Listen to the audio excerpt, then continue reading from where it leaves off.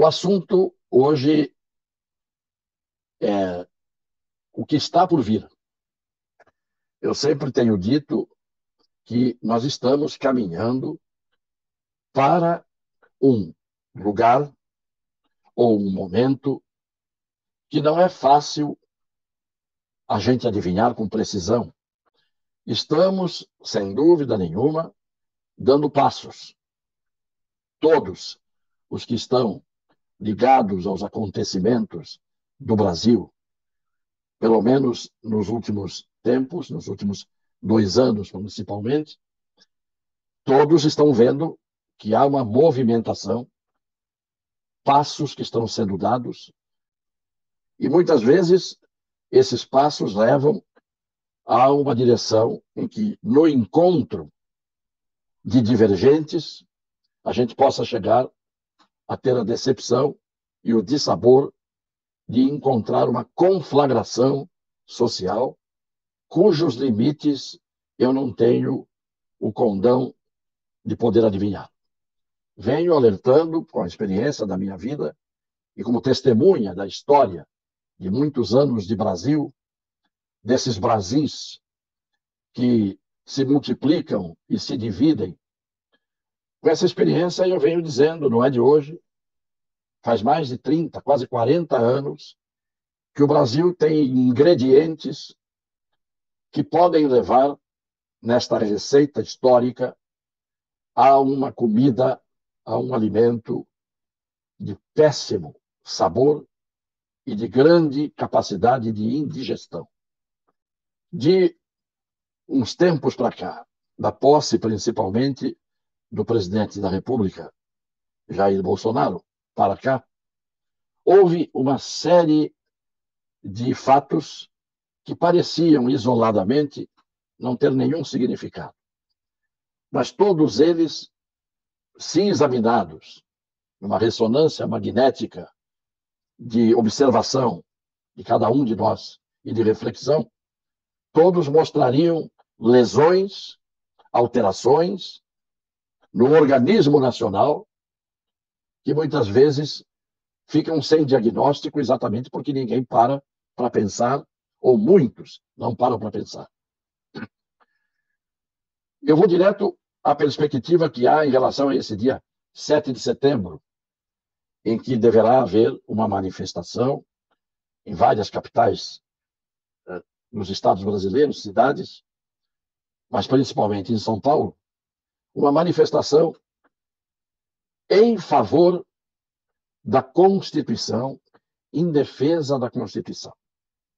Há outros motivos que alguns carregam para essas manifestações, mas principalmente desde o início, os que começaram a proclamar a manifestação, que o objetivo era chegar ao ponto de intransigência relativamente às violações à Constituição.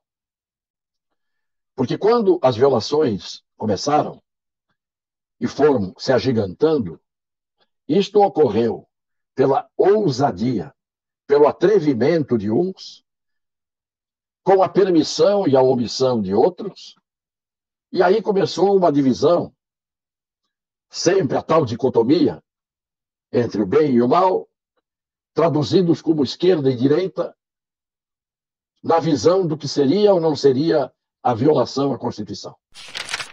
E no momento que isto acontece, se quem transgride são aqueles que se intitulam justos e parecem que seriam justos, principalmente porque eles integram o Supremo Tribunal, a Suprema Corte de Justiça de uma nação, se as violações são violações que interessam a ideologias e ao sectarismo e às facções às quais as pessoas pertencem, tornando-se, portanto, pessoas que não querem saber do justo, mas querem saber da realização dos seus interesses, que é atingir os fins sem que os meios sejam justos. Não importa quais sejam os meios. O que nós estamos vendo, eu venho falando há muito tempo. Isto vai pegar fogo. Aqueles que não aceitam que haja esse tipo de violação aos direitos fundamentais consagrados na Carta Magna, quando esse direito vira torto, quando as leis acabam servindo para regrar os objetivos contrários àqueles que deveriam ser o destino das leis, aí você diz assim, as coisas não podem acabar bem. E quando isso acontece, você acaba derrubando aquilo que parece ser uma democracia, que na verdade não existe, mas enquanto ela tem aparências de ser, ainda se vai levando. Quando esta democracia é pisada, é pura e simplesmente desprezada, aí a gente sabe que as coisas estão indo muito mal. Sempre que houve imposição da força sobre o direito, isso sempre nasceu exatamente dos abusos daqueles que não respeitam as regras que regem uma sociedade, que regem uma nação, e acaba prevalecendo o quê? O caos. E aí entram os fanáticos, os sectários, aquelas pessoas que acusam os outros de serem o que elas são. Sempre desconfiei dos defensores ardorosos de determinados direitos, de determinadas minorias, de determinadas ideias, e eles pregam em nome desses que eles não leram, que eles não estudaram, que eles não entenderam. E é isso que nós estamos vendo hoje. Está aí um quadro no país em que, depois de anos de uma corrupção deslavada, mas hoje o atrevimento é maior. Hoje é aquela história de o poder a gente toma. E isto foi dito, segundo ele, em tom de brincadeira, por um ministro atual do Supremo Tribunal Federal. Poder a gente toma. Eleição a gente não vence, a gente toma. Há pessoas que parecem passivas, que estão vendo e que estão começando a ficar com náusea. Não porque sejam pessoas politicamente engajadas, mas quando a gente chega ao ponto de verificar, apesar dos cegos que não querem ver, que ministros ideologicamente engajados com posição sectária atreverem-se a derrubar os preceitos constitucionais que eles deveriam defender e aplicar e fazer cumprir. E quando a gente vê que em torno disso há um ajuntamento de pessoas do mesmo tipo de pensamento, do mesmo tipo de interesse, você vai ter uma reação. E o conflito hoje está claro, está evidente. E nós estamos caminhando para um conflito maior. Parece que neste momento em que algumas manifestações surgiram de reação a esta provocação, nascida principalmente de decisões absurdas do Supremo Tribunal Federal, e aí políticos de péssima qualidade, de péssimo caráter, de antecedentes criminais, se juntam, e aí começa a haver uma aglomeração de pessoas da mesma Malaya.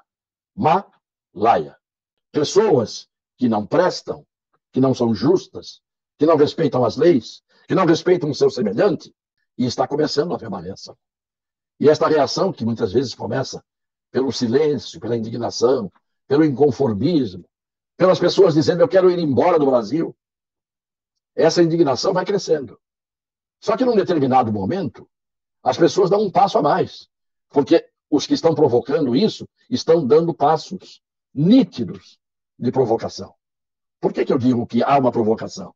Porque quem descumpre a Constituição, sendo quem deve tutelar a Constituição e protegê-la, essas pessoas que fazem isso estão fazendo uma evidente provocação. E isso é feito por ministros do Supremo, isto é feito por senadores da República, por deputados do Parlamento, por políticos das assembleias menores do Brasil, por uma grande parte da imprensa, composta por pessoas despreparadas, muitos pela doutrinação que receberam, outros pela burrice, pela estupidez. Então, quando está se dizendo, as polícias militares dos estados estão começando a conspirar, estão começando a querer participar das manifestações, e aí vem o governador João Dória e tira do cargo um coronel. Por quê que ele tirou do cargo o coronel? Qual foi o crime que o coronel cometeu? Além dos crimes que o senhor João Dória cometeu. Porque crime da incoerência, o crime da demagogia, o crime da mentira, o crime de hoje dizer uma coisa e amanhã dizer exatamente uma coisa oposta, como se não tivesse dito aquilo. O crime de ter um objetivo só na vida, que é cuidar do seu ego e da expansão do seu ego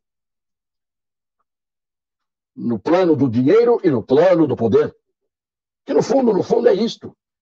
O que está na mente e no coração, se é que existem mente e coração nessas pessoas, que não querem paz, que não querem ordem, que não querem justiça, que não querem democracia, embora repitam esta palavra o tempo todo como se fosse parte da respiração.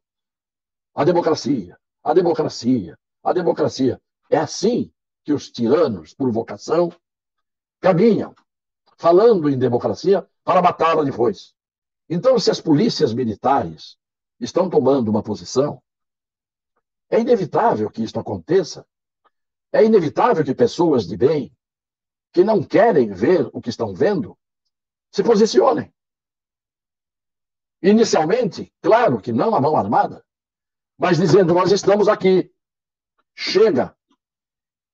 E bastou que um dissesse algo, o outro repetisse, para a gente ver modificações espantosas acontecerem. Omar Aziz, Renan e Randolph começaram a falar menos, estão mais silenciosos.